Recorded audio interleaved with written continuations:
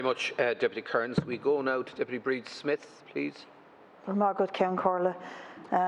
People Before Profit welcome the motion from the Rural Independents, and I think it's very timely, and I specifically want to point out a section in the motion that I think is most welcome, and that is to quote that small farmers and factory workers are being exploited by some Irish beef processors, and that beef producers are routinely penalised by processors through the targeted operation of stealth and opaque price-fixing practices.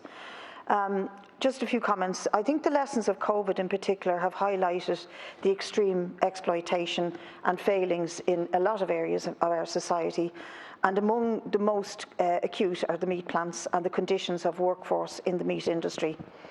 There's a striking contrast between the enormous profits of the corporate beef processors, people like Larry Goodman, who's been mentioned, and the small farmers who supply them.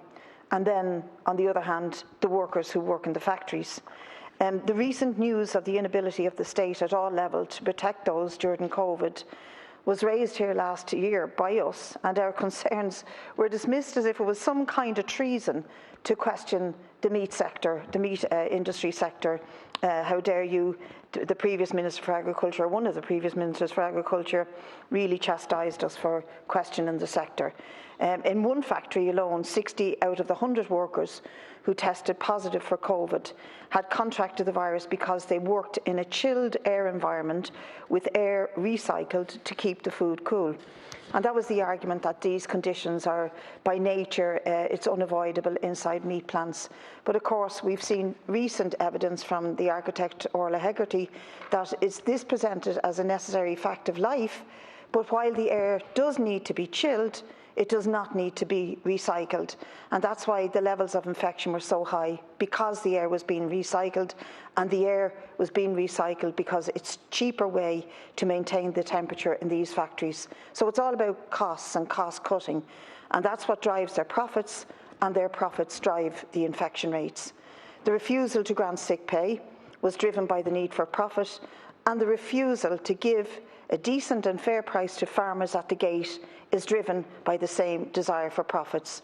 And furthermore, state policy in this area, namely Pathways for Growth and Food Harvest 2020, are all informed by the major processors and retailers, not by the farmers. State policy is designed with the business interests of the big processors and retailers in mind, not in the interests of farmers. And this creates the environment for anti-competitive practices to take place. And we've seen recently how Larry Goodman has bought up even more of the smaller meat producers. So just to sum up, I think to say finally that we can't have a sustainable agricultural sector dominated by these corporate companies, and we can't have a response in particular to climate change that allows this dominance to continue. We can't sustain rural Ireland or rural farming communities with this model, which grants to some massive and largely tax-free profits, but leaves farmers struggling and workers sick.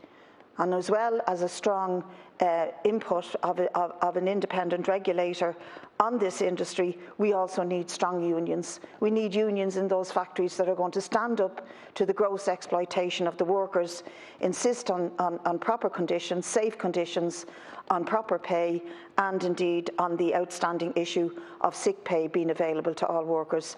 Together, workers and farmers have the same interests in defeating the grip that the corporate giants in this industry have over their livelihoods, and together they can work towards a just transition in order to complement the needs of our climate mitigation going forward.